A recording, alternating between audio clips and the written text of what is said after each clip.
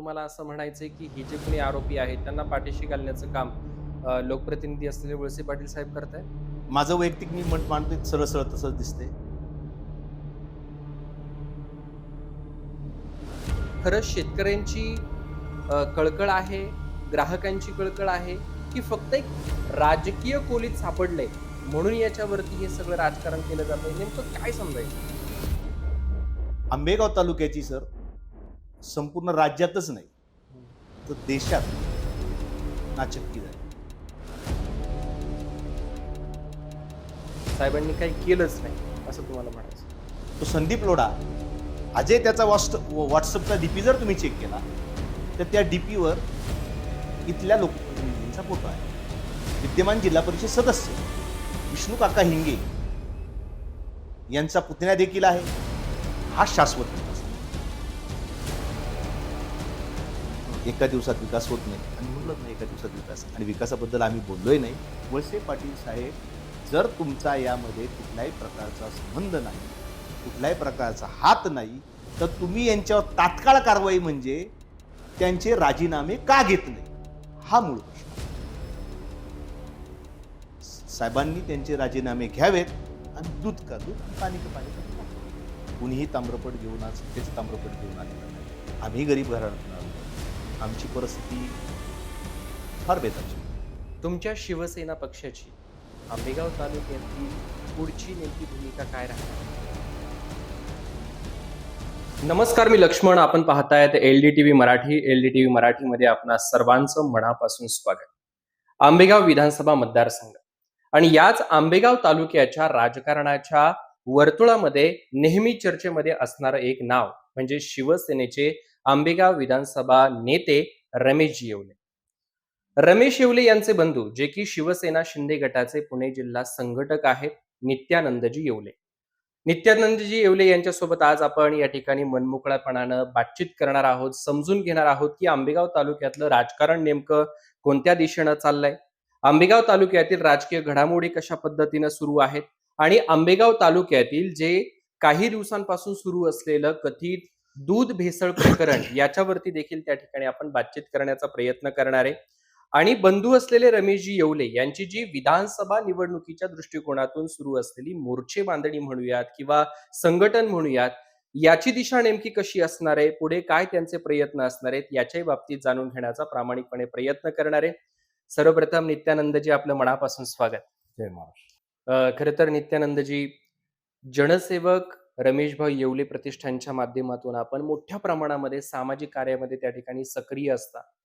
म्हणजे फ्रंटला जरी रमेशभाऊ येवले असले, तरी त्यांच्या पाठीमागे असलेले जे काही ऑपरेशन आहे, म्हणजे सगळ्या ज्या गोष्टी असतील, नियोजन असेल, मॅनेजमेंट असेल, हे सगळं नित्यानंद येवले पाहत असतात. कशा पद्धतीने हे सामाजिक कार्य आपलं सुरू असतं? सर, सांगायचं खरं गेलं तर रमेश भाऊ एक बांधकाम व्यावसायिक आहे. मी स्वतः एक बांधकाम व्यावसायिक आहे. आम्ही दोघंही आमचे व्यवसाय मुंबई, पुणे या ठिकाणी चालू आहे. हं, या समाजसेवेची व्यवसाय व्यवसाय करत असताना समाजासाठी आपण काही देणं लागतो, हं, असं रमेश भाऊंनी माझ्याकडं एकदा गोष्ट मांडली. तर हं, म्हटलं, "भाऊ, आपण समाजासाठी जर आपल्याला समाजासाठी कुठलं कार्य करायचं असेल, तर आपल्याला संघटना उभी करणं गरजेचं आहे. हं. संघटना उभी करत असताना आपल्याबरोबर प्रत्येक गावातील एक युवक असावा. त्याच्या गावातील प्रश्न आपल्याकडे येतील. मग त्या प्रश्नांना आपण हळू-हळू पद्धतीने आपण सोडवण्याचा प्रयत्न करू." अशा पद्धतीने आमच्या संघटनेची स्थापना आम्ही केली. कधी झाली स्थापना? साधारणतः 2022 मध्ये हं, हं, आम्हाला ही संकल्पना सुचली. हं, हं. या संकल्पनेतून आम्ही 2022 मध्ये रमेशभाऊ येवले प्रतिष्ठान हं. ही संघटना उभं करण्याचा निर्णय घेतला. काय आतापर्यंत या प्रतिष्ठानच्या माध्यमातून जनसामान्यांसाठी नेमक्या काय उपाययोजना केल्या गेल्या किंवा काय मदतीचा हात पुढे करण्यात आला? जे ज्या समाजामध्ये अशा आर्थिक दुर्लभ जे समाज आहे, हं, त्या समाजासाठी त्यांच्या मुलांचे शिक्षण असेल, आरोग्याच्या समस्या असतील, त्याचप्रमाणे नैसर्गिक आपत्कालीन जी एखादी घटना घडली असेल किंवा ॲक्सिडेंट असेल, हं. या सर्व घटनांना आत्तापर्यंत रमेश भाऊ हे मदत करत आले. राज्यामध्ये आणि देशामध्ये महायुतीचं सरकार आहे. मग राज्यातील महायुतीच्या सरकारमध्ये उपमुख्यमंत्री एकनाथजी शिंदे साहेब आहेत. आपण देखील एकनाथजी शिंदे साहेब यांच्या शिवसेनेचे पुणे जिल्ह्याचे संघटक आहात.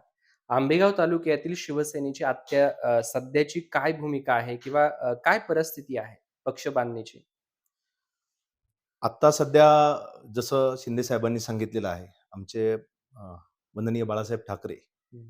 यांच्या एका विचाराला प्रेरित होऊन आम्ही सर्व लोक या आंबेगाव तालुक्यातील शिवसैनिक आत्तापर्यंत काम करत आलेले आहेत. 80% समाजकारण आणि 20% राजकारण या तत्वावर आता आम्ही काम करत आहोत.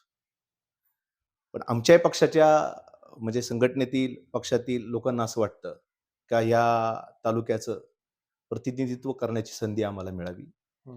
ह्या दृष्टिकोनातून आम्ही आमची पावलं टाकत आहोत आणि समाजाप्रेरित काम करत आहोत. 2024ची विधानसभा जर आपण आठवली, तर 2024च्या विधानसभा निवडणुकीमध्ये रमेश येवले हे फार चर्चेच्या केंद्रस्थानी होते. कारण की ते सुद्धा विधानसभा निवडणूक लढण्यासाठी इच्छुक होते. पण काही गोष्टी अशा घडल्या, की तिथे युतीचे उमेदवार म्हणून तालुक्याचे विद्यमान आमदार आणि राज्याचे माजी गृहमंत्री दिलीपराव वळसे पाटलांना त्या ठिकाणी उमेदवारी मिळाली आणि नाविलाजाणे रमेश येवले यांना वळसे पाटलांचं काम करण्याची वेळ आली.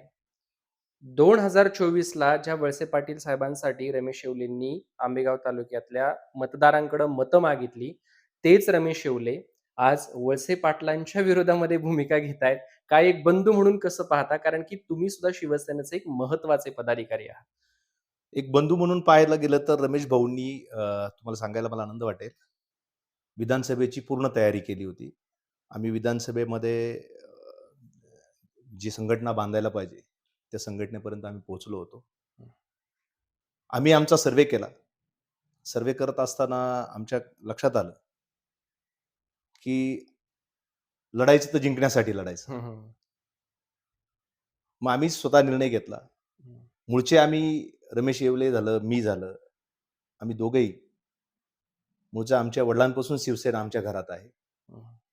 मग एक निर्णय घेतला का जरी तिकीट नाही मिळालं तर शिवसेना पक्षासाठी आपण काम करायचं. मग आम्ही लगेच तात्काळ जाऊन मी पदाधिकारी होतो. रमेश भाऊंचा प्रवेश आम्ही स्वतः मुख्यमंत्री एकनाथ शिंदे साहेबांच्या हस्ते झाला. त्यानंतर तालुक्यातील 2 नेतृत्व उभे होते. त्यातील ज्यांनी आतापर्यंत 35 वर्ष निर्विवाद ह्या आंबेगाव तालुक्याचं लोकप्रतिनिधित्व केलं, माननीय दिलीप वळसे पाटील साहेब यांना आम्ही पाठिंबा देण्याचं त्यावेळेस ठरवलं. एक सुसंस्कृत नेतृत्व म्हणून आम्ही त्यांना पाठिंबा देण्याचं त्यावेळेस ठरवलं. मंचरच्या छत्रपती शिवाजी महाराज चौकामध्ये जी सभा झाली दूध भेसळ प्रकरणावरती, तर त्या सभेमध्ये काही गोष्टी रमेश येवलेंकडून अशा पद्धतीनं बोलल्या गेल्या की तो तालुक्यामध्ये चर्चेचा विषय ठरला आणि सुसंस्कृतपणा कसा असावा याच्या बाबतीतही अनेक वेळा बोललं गेलं. मग त्यावेळेस सुसंस्कृत म्हणून तुम्ही साथ दिली. मग आता एवढं खालच्या पातळीवरती जाऊन त्यांच्यावरती आरोप करण्याची वेळ का आली नेमकी? मला वाटतं आपला काहीतरी गैरसमज होत आहे सर. ती जी मोर्चाचे जे सर्वपक्षीय मोर्चा होता तो मी अनुपस्थित होतो, पण मी पूर्णपणे लाईव्ह पाहिलाय. म्हणजे सुरुवात झाल्यापासून पूर्ण पाहिलेला आहे. मला असं कुठे असंस्कृत भाषा असं वाटलं नाही. साहेब, त्या कार्यक्रमाला आम्हीही होतो. तुम्ही पाहिलं असेल, लाईव्ह पाहिलं असेल, पण मी प्रत्यक्ष त्या व्यासपीठाच्या समोर होतो. ते भाषण आमच्याकडेही 100% रेकॉर्डेड आहे. काही शिव्या सदृश्य शब्द मला तेच त्यांच्याकडून पुढे सांगायचं उच्चारले सर. गेले. मला पूर्ण करू द्या. शिव्या केव्हा निघतात सर? एक सामाजिक कार्यकर्ता समाजासाठी स्वतःच्या खिशाला झळ देऊन आजपर्यंत आंबेगाव तालुक्यातला इतिहास असा आहे का कुठल्याही नेत्याने आजपर्यंत स्वतःचे पैसे, स्वकष्टाचे पैसे लोकांसाठी खर्च केलेले नाहीये. रमेश येवलेंचा जर इतिहास बघितला, आता मागील 3 वर्षाचा इतिहास बघितला, तर गोरगरीब जनतेसाठी ज्या जनतेला आर्थिक मदत असेल, आरोग्याची मदत असेल, त्यांच्या संकटकाळी धावून जाणारा हा नेता आहे. मग एका त्यांच्याच कुटुंबातील असेल किंवा अन्य समाजातील कुटुंबातील असेल अशा निष्पाप मुलांना तर ते भेसळयुक्त दूध जाणार असेल तर त्याच ठिकाणी मी जरी असतो हं. तर त्या त्या टायमाला माझ्या तोंडातून त्या शब्द आले असते की त्या ठिकाणी दुसरा कुठला नेता असता ज्याला खरंच समाजाविषयी प्रेम आहे, त्या नेत्याच्या तोंडातून ते शब्द नक्कीच आले असते. पण ते नाव घेतलं नाही त्यांनी. म्हटले, की मी नाव घेणार नाही. नाहीतर माझ्यावरती त्या ठिकाणी ते कुठल्याही लोकप्रतिनिधीला बोललेच नाहीत. मुळात हं, प्रश्न समजून घेतला पाहिजे. हं, हं, कुठल्याही व्यक्तीच्या व्यक्तिगत विषयी हा चर्चेचा विषय नव्हता. हं, हा विषय होता, जे आरोपी पकडलेले आहेत, ज्यांनी भेसळ केलेली आहे, हं, त्यांच्याविषयी एक लोकप्रतिनिधी म्हणून हं, तुम्ही त्यांच्याविषयी बोललं पाहिजे. हं, त्यांना कठोर कारवाई झाली पाहिजे. याच उद्देशाने सर्व तुमच्याकडे मागणी केली होती. तुम्ही सामील आहात, हं. असं कुणीही म्हणलेलं नाही. पण माध्यमांशी बोलत असताना वळसे पाटलांनी असंही क्लिअर केलेलं होतं, की जे काही दोषी असतील त्यांच्यावर कायदेशीर कारवाई होईल, असं बोललं होतं. तरीसुद्धा ही आग्रही मागणी विरोधकांकडून सातत्यानं होत राहिली. नाही, मी सन्माननीय वळसे पाटील साहेबांनी सांगितलं का मी कुणालाही पाठीशी घालणार नाही. हं, पण त्याच्यानंतर तुम्ही त्यांचे संवादही पाहिले असेल. त्यांनी जी संवाद सभा घेतली त्याच्यातही पाहिलं असेल. हं, काका चुकले असतील किंवा कार्यकर्ता चुकला असेल, हं, साहेब ही चूक क्षम्य करण्यासारखीच नाहीये. हं, हं, ह्या चुकीला माफी नाही. ही चूक माफ करण्यासारखी नाहीये. हं, काकांनी भ्रष्टाचार केला असता, दुसरं काही केलं असतं, कुठं पैसे खाल्ले असते, ती माफ करण्यासारखी चूक आहे. काका असो म्हणजे काका म्हणजे व्यक्ती काकांचं नाव नाही घेत मी. हं, ते काका असेल, अण्णा असेल, मित्र असेल, कुणी असेल. तर ही चूक माफ करण्यासारखी चूक नाहीये. हं, तुम्ही जनसामान्यांच्या आरोग्याशी खेळता. याच्या एवढं मोठं पाप हं, जगात कुठलं नसेल. हं, दुसरी गोष्ट मला अजून एक निदर्शन अजून द्यायचे. कुठल्याही कार्यकर्त्याने त्यांच्यावर थेट असा आरोप केलेला नाही. आज मीच माझंच उदाहरण घ्या. समजा रमेश येवले इथले लोकप्रतिनिधी असते आणि नित्यानंद येवले यांनी भेसळ केली असती, तर नक्कीच मी काय करतो हे रमेश येवलेंना माहीत असणारच. हं, असं नाही की त्यांना माहीत नसणार आहे. तर योग्य वेळी जर याच्यावर त्यांनी जर त्यांना फटकारलं असतं, हं. तर आज ही वेळ आली नसती. खरं तर वळसे पाटील मी पुन्हा-पुन्हा का त्या गोष्टींकडे येतोय नित्यानंदजी? कारण की अ, काल आणि परवा म्हणजे जर तुम्ही रमेश भाऊ येवले यांचं जे काही सोशल मीडियावरचं अधिकृत अकाउंट आहे, ते जर पाहिलं, तर त्याच्यावरती तुम्हाला दिसेल की अ, काल वळसे पाटील साहेब यांचे जे काही जुन्या व्हिडिओ आहेत, जुने स्टेटमेंट आहेत, मग ते शरदचंद्रजी पवार साहेबांवरती असतील किंवा पाणी प्रश्नाबाबतीत असतील, ते शॉर्ट व्हिडिओ अपलोड केलेले आहेत. काय ह्या सगळ्या गोष्टी होतायत? म्हणजे त्यांना एक वैचारिक विरोध सुरू आहे, की नेमकं काय साध्य करायचंय रमेश येवलेंना? अगदी बरोबर सर. काल तुम्ही परवाचा पेपर वाचला असेल. त्या पेपरमध्ये बातमी आली होती, विकास काय एका रात्रीत होत नाही. हं, हं. ठीक आहे. मग काही पत्रकारांनी त्यांनी लिहिलेले आहे. आम्हीही म्हणतो विकास एका दिवसात होत नाही. हं, पण साहेब हे 40 वर्ष लोकप्रतिनिधी आहेत हं, आणि त्याच्यात जवळपास आज 6 ते 7 कॅबिनेट पदं साहेबांकडे होती. हं, हं, मग त्या साहेबांकडे गृह खातं होतं. साहेबांकडे उच्च तंत्र शिक्षण होतं. हं, साहेबांकडं विधानसभा अध्यक्षपदही होतं. अ, ऊर्जा मंत्री होते. हं, त्यानंतर साहेबांकडे बरेच अनेक होते. हं, हं, सहकार होतं. उत्पादन शुल्क सुद्धा साहेबांकडेच होतं. हं, हं, असे अनेक हे हाती असताना तुम्ही कॅबिनेटमध्ये तसं पाहिलं गेलं तर साहेबांचा ह्या राज्याच्या जडणघडणीमध्ये फार मोठा हात आहे. हं, हं, ते कॅबिनेट राहिलेले आहेत. पण ते कॅबिनेट असताना राज्याच्या जडणघडणीमध्ये तालुक्याला कुठेतरी हं, आमच्या लेखी असं आहे, आमच्या पाहणी असं आहे, की तालुक्यात कुठेतरी कमी लक्ष सरांचं झालेलं आहे. हं. म्हणजे त्यांचं असं म्हणणं आहे, 1990 पूर्वीचा जर तुम्ही आंबेगाव तालुका पाहिला, तर कसा होता आणि 1990 नंतरचा आंबेगाव तालुका कसा आहे, हे जर पाहिलं तर फरक दिसून येईल. मग खरेच वळसे पाटील अपयशी ठरलेत का? कारण की सातत्यानं होणाऱ्या या आरोपांमधून हीच गोष्ट निदर्शनास येते, की साहेबांनी काही केलंच नाही, असं तुम्हाला म्हणायचं. सर लांब कशाला जायचं? हातच्या कंगणाला आरसा कशाला? हं, 1990 हं, साहेब आमदार झाले, काँग्रेस पक्ष. हं, त्याच्यानंतर चंद्र पवार साहेबांनी 5 हं, वर्षानंतर स्वतः राष्ट्रवादी पक्षाची स्थापना केली. हं, जर 1990 पासून 2026 पर्यंतचा कालावधी हं, एकाच लोकप्रतिनिधीकडे मिळतो. हं, तुम्ही 1990ला जुन्नर तालुका हे पाहिला असेल. हं. 1990 मध्ये खेड तालुका हे पाहिला असेल. तुम्ही मावळ तालुका हे पाहिला असेल आणि शिरूर तालुका हे पाहिला असेल. तर 1990 ते 26 मध्ये आंबेगाव तालुक्यातील बदल आणि बाकीच्या तालुक्यातील बदल याच्यात काही फरक आपल्याला वाटतो का? फक्त काय झालंय सर, समाजापुढं आम्ही काय केलं हे दाखवण्यापेक्षा हं. आम्ही केलेलं दाखवायला समाजाने म्हणलं पाहिजे, हं. की हे यांनी केलंय म्हणून. एका लोकप्रतिनिधीला सर, आता मला सांगा भीमाशंकर रोड, माझा जन्म आता मी जन्म 1987 चा आहे. हं. आज 39 वर्ष झाले.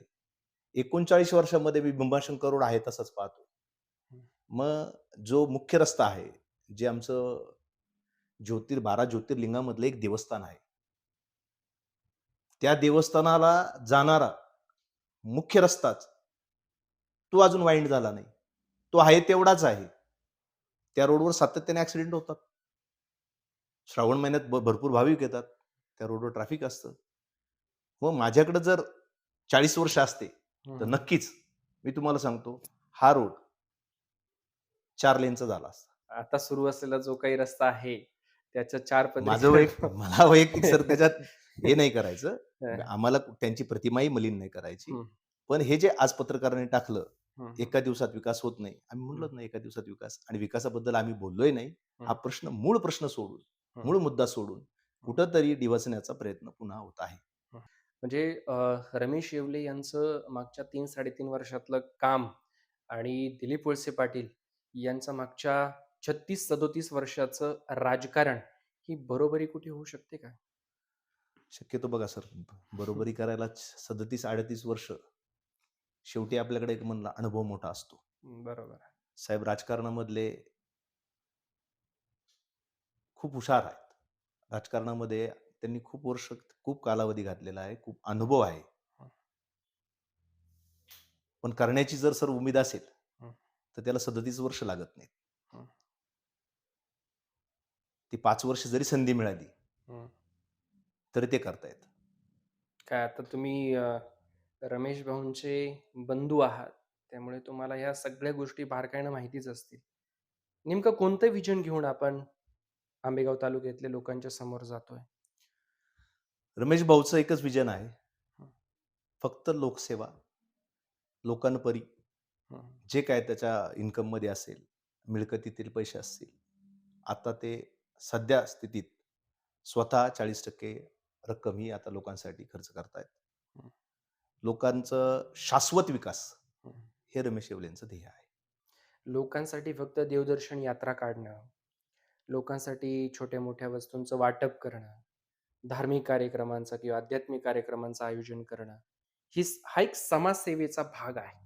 पण त्याच्यानं तालुक्यामध्ये शाश्वत विकास घडू शकणार नाही. त्याच्यासाठी भरीव योगदान देणंही तितकंच महत्त्वाचं आहे. राज्याच्या उपमुख्यमंत्री पदाच्या खुर्चीवरचे आपल्या पक्षाचे नेते एकनाथजी शिंदे साहेब आहे. विराजमान आहेत. पक्षाच्या माध्यमातून उपमुख्यमंत्री एकनाथ शिंदे साहेबांच्या माध्यमातून या तालुक्यासाठी आपण काय नेमकं करू शकता? काय वाटतं? अगदी बरोबर सर. आता तुम्ही जो प्रश्न विचारला अतिशय सुंदर आहे. मला तेच सांगायचं होतं. रमेश येवलेंचं जे विजन आहे, जे तुम्ही सांगितलं, यात्रा काढून किंवा हे काढून, ही तर फक्त समाजाची सेवा आहे. शाश्वत विकास जो आहे, मी समाजासाठी हेही करू शकतो, हं. ही एक नाण्याची एक बाजू आहे. शाश्वत विकास म्हणजे काय? इथल्या मूलभूत गरजा ज्या आहेत, ज्या लोकांना आता मूलभूत काय आहेत, त्यांच्या शेतीमालासाठी रस्ते हवेत, हं. सुव्यवस्थित वाहतुकीची व्यवस्था असावी. दुसरी गोष्ट त्यांच्या मुलांना शिक्षण मिळावं. मुलगा शिकला तर एक कुटुंब सुधरतं. तालुका सुधारायला जास्त वेळ लागत नाही सर. हं. आम्ही गरीब घराण्यातून आलेलो आहे. हं. आमची परिस्थिती फार बेताची होती. हं. पण ज्यावेळेस आम्ही शिक्षण घेऊन चांगला व्यवसाय केला, त्यावेळेस आमची घरं नावारूपाला आली. तसं आंबेगाव तालुक्यातील जनसंख्या आहे, त्याच्या प्रत्येक घरातला एक जर विद्यार्थी शिकला, चांगलं शिक्षण घेतलं, हं. तर तो त्याच्या घराचं कायापालट करू शकतो. हं. आणि हाच विकास. विकासाचा अर्थ असाच आहे का फक्त इन्फ्रास्ट्रक्चर उभं करणं म्हणजे विकास नाही. हं. तर प्रत्येक घराची चूल पेटली पाहिजे. हा शाश्वत विकास आहे. एक महत्त्वाचा प्रश्न विचारायचा आहे, की आत्ता आपण जी कार्यकर्त्यांची बांधणी करण्याचा प्रयत्न करतोय. तालुक्याच्या वेगवेगळ्या भागामध्ये जनसेवा करण्याचा प्रयत्न आपण जनसेवक रमेश भाऊ येवले प्रतिष्ठानच्या माध्यमातून करत आहात. समाजसेवा सुरू आहे. हो, आहे. लोकांच्या गाठीभेटी सुद्धा सुरू आहेत. सुरू आहे. याचाच अर्थ 2029 ची विधानसभेची निवडणूक लढण्याची मनीषा तुमच्या मनात आणि रमेश भाऊंच्या मनामध्ये आहे. बरोबर? होय, आहेच ना सर. हां. मग मला सांगा, की जर महायुतीची जागा तिथल्या करंट आमदाराला, त्या करंट पक्षाला तिथे सुटली, तर ती राष्ट्रवादी काँग्रेस पक्षाला सुटू शकते. मग आपल्यापुढे पर्याय काय? हे बघा सर, अपेक्षा ठेवणं हे प्रत्येक मानवी जीवनाचं, माणसाचं ध्येय असतं. हं, लोकांची सेवा करायची असेल, जनसेवा करायची असेल, लोकांसाठी आपण जे काही शाश्वत आपले जे विचार आहेत, हं, हे मला करायचे, त्याच्यासाठी कुठेतरी हं, आपल्याकडं त्या तालुक्याचा हं, राज्यकारभार आला पाहिजे, तालुक्याचा कारभार आला पाहिजे. हं, यासाठी प्रत्येकाची अपेक्षा असते हं, आणि त्यासाठी लोकप्रतिनिधित्व करण्याची संधी मिळावी, ही अपेक्षा आहेच आहे. हं, त्या अपेक्षाच्या पलीकडे तुझा समाजसेवा ही चालूच आहे. हं, संघटन बांधण्याची तयारी ही चालूच आहे. हं, पक्षासाठी काम करण्याची तयारी ही चालूच आहे. हं, पक्षश्रेष्ठी सांगतील हं. त्याप्रमाणे तो त्या टायमाला निर्णय घेतला जाईल. तालुक्यातली जी काही जनता आहे किंवा जो मतदार आहे, किती टक्के मतदार किंवा किती टक्के जनता ही तुमच्या पाठीमागे असू शकते वाटतं? आम्ही जनसेवा करत राहू. हं, जनता जोडत राहील हं, आणि 100% मला म्हणजे हे आहे, हं, कॉन्फिडन्स आहे, हं, की लोकसेवा केली हं, म्हणजे तुम्ही द्यायला शिकलं, हं, तर लोकं तुम्हाला देतायत हं, आणि तो लोकांचा आशीर्वाद 2029ला हं. शिवसेनेला मिळेल, ही अपेक्षा आहे. रमेश भाऊ येवले हे वेगवेगळ्या व्यासपीठांवरतून ॲग्रेसिव्ह होताना आपल्याला पाहायला मिळत आहे. त्यांचा राग अनावर होतो. मग कुठेतरी ते घसरतात. मग थोडंसं नको ते शब्द येतात, हे आपण नाकारून जमणार नाही. शेवटी या सगळ्या गोष्टी माध्यमांवरती आहेत. एक बंधू म्हणून काय सल्ला द्याल? रमेश भाऊ मोठे आहेत, हां. मी लहान आहे. त्यांना सल्ला देणार नाही. हं. सल्ला देण्याइतका मी मोठा नाही. दुसरी गोष्ट अशी आहे, तुम्ही जो आता प्रश्न सांगितला, राग कुणाला येतो सर?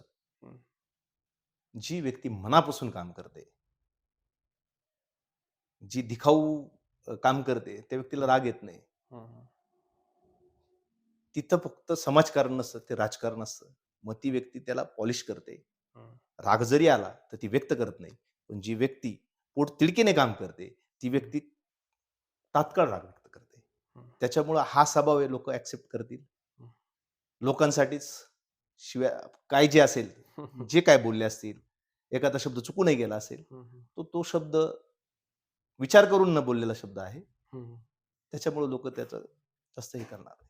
तुकाराम मुंढे यांच्या नेतृत्वामध्ये त्यांच्या एफ-डी-एनं जी कारवाई केली. आता जिथे-जिथे कारवाया केल्या, तिथे-तिथे केमिकल दूध बनवणारे जे काही अ, आरोपी आहेत, ते पकडण्यात आलेले आहेत. त्यांना त्या ठिकाणी पोलीस कस्टडी, काहींना न्यायालयीन कोठडी देण्यात आलेली आहे. केमिकल दूध बनवण्यासाठीचे जे काही मटेरियल आहे, ते सुद्धा त्याच्यामध्ये पकडण्यात आलेलं आहे. रेड टाकली त्याच्यामध्ये.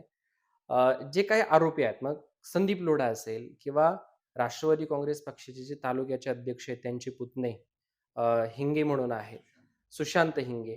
तर त्यांना सुद्धा त्याच्यामध्ये आरोपी म्हणून पकडण्यात आलेलं आहे. तर याच्याकडे कसं पाहता? कारण की तालुक्याचे प्रतिनिधी म्हणतायत, की त्यांच्यावरती योग्य कारवाई झाली पाहिजे. अगदी आजचंच जर आपण स्टेटमेंट पाहिलं, की जिल्हा परिषदेचे जे उपाध्यक्ष आहेत विवेक वळसे पाटील यांनी सुद्धा त्या ठिकाणी मागणी केलेली आहे, की जे दोषी असतील त्यांच्यावरती कारवाई व्हावी. आता तपासामध्ये, कारवाईमध्ये, रेडमध्ये एवढ्या साऱ्या गोष्टी मिळून आलेल्या आहेत. लोकांनी पाहिले प्रेसच्या माध्यमातून, पत्रकारांच्या माध्यमातून. मग ही कारवाई शेवटपर्यंत कशी होऊ शकते आणि याच्यामध्ये दोषींना खरंच शिक्षा होऊ शकते, की कुठेतरी शेवटी जाऊन या तपासामध्ये त्यांना क्लीन चिट मिळू शकते? नेमकं काय वाटतं? पहा भाऊ, आता जे संदीप लोढा तुम्ही जे नाव घेतलं, हं, खरं तर मला प्रथम आपल्या माध्यमातून एफ-डी-आयचे जे आयुक्त आहेत, हं, तुकारामजी मुंडे साहेब, यांचे खूप आभार मानावे वाटतात. हं, गोरगरीब जनताचा खरंच कैवाली जर असेल, तर ते तुकाराम मुंडे साहेब आहेत. हं, लोकं आज त्यांना विठ्ठल म्हणून पुजतायत. हं, तुकारामासारखं काम त्यांनी केलेलं आहे आणि ह्या ज्या भेसळयुक्त प्रश्नात आता तुम्ही प्रश्न मला विचारला, हं, संदीप लोढा आता त्यांच्याच वकिलांच्या मार्फत मी ऐकलं, कसं असतं साहेब, आता आरोप हा केलेला आहे, त्याचे सबळ पुरावे हे एफडीआयकडे आहेत. हं, पण थोडंसं फिरवण्याचं काम. हं, आता शेवटी काय, वकील हे त्यांच्या जो क्लायंट असेल त्याची बाजू मांडणारच. संदीप लोढा सप्लायर म्हणून हे हं, ज्या वस्तू आपण सांगितल्या, हं, ह्या डेअरी फार्मवरती किंवा केंडा असतील किंवा हं, टँक असतील किंवा अन्य मशिनरी जे असतील, इक्विपमेंट्स असतील, हे हं, क्लीन करण्यासाठी जे लागणारी हे आहे, हं, हं, म्हणजे पावडर असेल, हे असेल, ह्याचे हं, सप्लायर आहेत. हं. नाही, एक करेक्शन करतो. स्वतः आयुक्त तुकाराम मुंढे साहेबांनी ही प्रेस कॉन्फरन्स घेऊन सांगितलेलं, की फॉर्म्युलेशनचं जे काम आहे, म्हणजे कोणते घटक किती प्रमाणामध्ये मिक्स करायचे, हं. हे जे फॉर्म्युलेशन आहे, हे संदीप लोढांचं आहे. सुशांत हिंगे जे आहेत, जे मटेरियल पुरवण्याचं काम करायचे, मग त्यांच्याकडे परमिट पावडर विक्रीचं लायसन्स सुद्धा आहे. बरोबर. मग अशा गोष्टी या तालुक्यामध्ये सुरू होत्या आणि ह्या दोघांच्या माध्यमातून तालुक्यामध्ये ह्या सगळ्या गोष्टी पुरवल्या जायच्या. हेच तर सांगायचं होतं सर मला तुम्हाला. आता ते कोर्टामध्ये असं सादर करतायत, की हे सप्लायर आहेत. हं, हे सप्लायर आहेत, हे सप्लाय करायचे. हं, यांच्याकडं अधिकृत लायसन्स आहे. हं, पण हे दोघंही संगनमताने ही दूध भेसळ करायचे. आता तुकाराम मुंडे साहेबांनी सांगितलं काही ठिकाणी अशी चौकशी चालू आहे. थोड्या हं, दिवसात ते जर इथले लोकप्रतिनिधी असतील, इथले जे कार्यकर्ते आहेत, जे हं, मगाशी तुम्ही आदरणीय विवेक वळसे सरांचं नाव घेतलं. हं, त्यांनी पण याच्यात जर सहकार्य केलं, हं, तर नक्कीच ह्या गोष्टीचा छडा पूर्णपणे लागेल हं, आणि ह्याच त्यांचेच सहकारी जे विष्णू काका हिंगे आहेत, यांचे पुतणे, हं, त्यांच्या मुलाच्या नावाने मला वाटतं मध्ये जी बाईट झाली होती, हं, अथर्व डेअरी फार्म, ही त्यांच्याच मालकीची आहे आणि हे लायसन काढण्यास सुद्धा सहकार्य हे त्यांचंच आहे. ह्या गोष्टी हळू-हळू उघडकीस येतील हं, आणि नक्कीच न्यायव्यवस्था चांगली आहे आणि या आरोपींना शिक्षा होईल. आणि हं, जोपर्यंत शिक्षा भेटत नाही, तोपर्यंत आमचा पक्ष शिवसेना असेल, हं. रमेश भाऊ येवले प्रतिष्ठान असेल, अनेक सामाजिक संस्था तालुक्यात असतील, ह्या शांत बसणार नाही. आता पोलिसांचा म्हणा किंवा एफ-डी-एचा म्हणा तपास कोणत्या स्टेजला आहे? कारण की छोटे-छोटे जे आरोपी असतील त्यांची लगेच चौकशी होते, त्यांचा निकाल पण लागतो, त्यांना शिक्षा सुद्धा त्या ठिकाणी सुनावली जाते. परंतु मोठ्या-मोठ्या म्हणजे सोनाई डेअरी असेल, आपल्या हं. तालुक्यातली गोवर्धन डेअरी असेल, यांचे सुद्धा तपास त्या ठिकाणी सुरू आहे. पण अद्यापही त्याचा निकाल आलेला नाही. आणि पुण्यामध्ये पत्रकारांशी बोलताना तुकाराम मुंढे आयुक्त यांनी सांगितले, की तपास पूर्ण झाल्याच्या नंतर त्याची सगळी माहिती देऊ. पण मग प्रश्न असा निर्माण होतो, की आंबेगाव तालुक्यातील जे काही विरोधक आहेत, ते एवढा चर्चेचा मुद्दा का लावून धरतायत? किंवा हा मुद्दा का लावून धरला गेलाय? सगळ्यात जास्त चर्चा ही आंबेगाव तालुक्यातच आपल्याला पाहायला मिळते. मग विरोधकांना खरंच शेतकऱ्यांची कळकळ आहे, ग्राहकांची कळकळ आहे, की फक्त एक राजकीय कोलीत सापडलंय म्हणून याच्यावरती हे सगळं राजकारण केलं जातंय? नेमकं काय समजायचं? आदरणीय पत्रकार साहेब, आपण मगाशी तो प्रश्न मला विचारला. आदरणीय तुकाराम मुंडे साहेबांनी आंबेगाव तालुक्यावर जो चौकशी केली, राज्यातच नाही, देशात हं, आंबेगाव तालुक्यात पहिली चौकशी जी झाली, त्यात हे भेसळयुक्त करणारे आरोपी सापडले. आंबेगाव तालुक्याची सर संपूर्ण राज्यातच नाही, हं, तर देशात हं, नाचक्की झाली. मग ह्या आंबेगाव तालुक्याचे लोकप्रतिनिधी आपल्याला माहीत आहे. हं, मग ही सर्वस्वी जबाबदारी, जर आंबेगाव तालुक्यात हा एक दिवसाचा जसा विकास नसतो, तसं ही भेसळ एका दिवसात तर झाली नाही साहेब. याच्यापूर्वीही ती भेसळ चालू होती हं, आणि याच्यामध्ये या लोकप्रतिनिधींच्या, तालुक्यातील लोकप्रतिनिधी जे आहेत, त्यांच्या पक्षाचे हं, अध्यक्ष व आत्ताचे विद्यमान जिल्हा परिषद सदस्य विष्णू काका हिंगे हं, यांचा पुतण्या देखील आहे. जो दुसरा आरोपी सापडलेला आहे, जो भेसळचा मास्टर माइंड आहे, ज्याच्याकडे त्याचा फॉर्म्युला आहे, तो संदीप लोढा. आजही त्याचा व्हॉट्सअपचा डीपी जर तुम्ही चेक केला, हं. तर त्या डीपीवर इथल्या लोकप्रतिनिधींचा फोटो आहे. मग हे आत्ता करत होते, ह्याच्या पूर्वी करत होते? एका लोकप्रतिनिधीचं कर्तव्य आहे, की त्याच्या सराउंडिंगमध्ये त्याच्या आजूबाजूचे जे कार्यकर्ते आहेत, तो कार्यकर्ता काय करतोय हे तर त्याला माहीत असतं सर. मग हे कुठं अभय देण्याचा किंवा त्याला पाठीशी घालण्याचा असा लोकांना संशय आहे. असा प्रयत्न इथे लोकप्रतिनिधी करतात. असा लोकांना संशय असल्यामुळे प्रत्येक तालुक्यातील कार्यकर्ता असेल, सर्वपक्षीय कार्यकर्ता असेल, सामाजिक कार्यकर्ता असेल व सर्वसामान्य माणूस देखील म्हणतोय, वळसे पाटील साहेब, जर तुमचा यामध्ये कुठल्याही प्रकारचा संबंध नाही, कुठल्याही प्रकारचा हात नाही, तर तुम्ही यांच्यावर तात्काळ कारवाई म्हणजे त्यांचे राजीनामे का घेत नाही? हा मूळ प्रश्न आहे. साहेबांनी त्यांचे राजीनामे घ्यावेत आणि दूध का दूध आणि पाणी का पाणी करून दाखवा. म्हणजे अप्रत्यक्षपणे तुम्हाला असं म्हणायचंय की हे जे कोणी आरोपी आहेत त्यांना पाठीशी घालण्याचं काम लोकप्रतिनिधी असलेले वळसे पाटील साहेब करतायत? याचा अर्थ नेमका काय घ्यायचा? सर सरळ सरळ तसंच दिसतंय. हं. माझं वैयक्तिक मी मानतोय सरळ सरळ तसंच दिसतंय. आणि समाजात सुद्धा तीच चर्चा आहे की वळसे पाटील साहेबांना ही सगळी माहिती असून देखील याच्यावर तत्काळ कारवाई म्हणजे काय? प्रशासकीय कारवाई होईल, न्यायप्रविष्ट आहे, त्याच्यावर कारवाई त्यांना सजा मिळेल. पण तालुक्याचे लोकप्रतिनिधी म्हणून आद्य कर्तव्य आहे, माझ्या कार्यकर्त्याच्या घरातील एक व्यक्ती त्यात आहे, जे माझ्याशी संबंधित आहेत. वारंवार प्रत्येक वेळेस स्टेजवर त्यांच्या स्टेजवर त्या उभ्या असतात. तर अशा व्यक्तींचा तात्काळ राजीनामा घेणे आणि समाजाला मी ह्यात नाहीये दाखवणं मला योग्य वाटतं. काय शिवसेनेची पुढची राजकीय भूमिका काय असेल? सर, शिवसेनेची राजकीय भूमिका हीच असेल की ह्या भेसळ ज्यांनी दूध विकलेलं आहे, हे जे विष पाजलेलं आहे, देशद्रोहापेक्षाही हा मोठा गुन्हा आहे. त्याच्यामुळं नुसते राजकीय कार्यकर्तेच नाही सर, समाजातील लहान घटक सुद्धा याच्याकडं म्हणजे अतिशय म्हणजे लहान लेकरं असतील, ज्येष्ठ व्यक्ती असतील यांच्याशी संबंधित असलेला हा विषय. यांच्याशी संबंधित असलेला हा विषय आहे.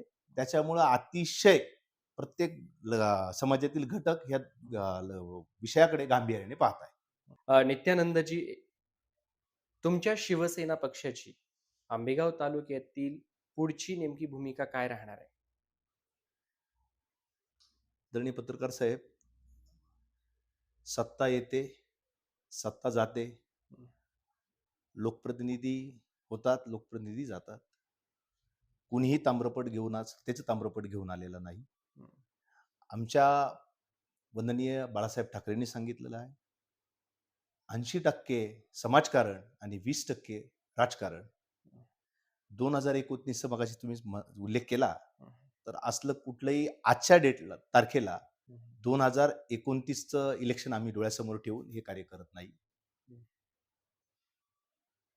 अतिशय खेदाने सांगावं लागेल की हे जे भेसळयुक्त जे दूध आहे, हे लोकांच्या आरोग्यास खूप घातक आहे. आणि सगळ्यात महत्वाचं आमच्यासाठी जे आहे ते जनसामान्यांचं आरोग्य महत्वाचं आहे. आम्ही जनसेवेचं आरोग्य सांभाळण्याकरते जी की आम्हाला समाजसेवा करता येईल, ती आम्ही समाजसेवा करणार आहोत. हाच आमचं उद्दिष्ट आहे. शिवसेना पक्षाचं देखील हेच उद्दिष्ट असेल. तर हे होते शिवसेना पक्षाचे पुणे जिल्ह्याचे जिल्हा संघटक माननीय नित्यानंदजी येवले, ज्यांच्यासोबत आपण मनमोकळेपणानं संवाद साधला. राजकीय गोष्टी असतील, सामाजिक गोष्टी असतील, पुढील राजकीय भविष्य काय असेल किंवा त्यांची ध्येय धोरणं काय असतील याच्याही बाबतीत जाणून घेण्याचा प्रयत्न केला. तालुक्यामध्ये मध्यंतरीच्या काळामध्ये ते दूध भेसळ प्रकरण मोठ्या प्रमाणामध्ये गाजलं. अगदी त्याची चर्चा राज्यभर झाली. त्या दूध भेसळ प्रकरणावरती देखील त्यांना आपण प्रश्न विचारण्याचा प्रयत्न केला. त्यांनी देखील मनमोकळेपणानं त्याची उत्तरं या ठिकाणी दिलेली आहेत. खरं तर आपण त्यांचे बंधू असलेले रमेश भाऊ येवले, जे की खूप स्पष्ट वक्ते म्हणून ओळखले जातात, परखड भूमिका मांडतात. त्यांच्यासोबत सुद्धा बातचीत करून त्यांचंही मत याच्यावरती जाणून घेण्याचा प्रयत्न करणार आहोत. तोपर्यंत आपण कुठेही जाऊ नका. पाहत रहा LDTV मराठी. LDTV मराठीचा विशेष कार्यक्रम कट टू कट. नित्यानंदजी, आपण आलात, आमच्यासोबत मनमोकळेपणानं संवाद साधलात, विचारलेल्या प्रश्नांची अगदी सडेतोडपणे उत्तरं देण्याचा आपण प्रामाणिकपणे प्रयत्न केलात. आपले मनापासून धन्यवाद. धन्यवाद.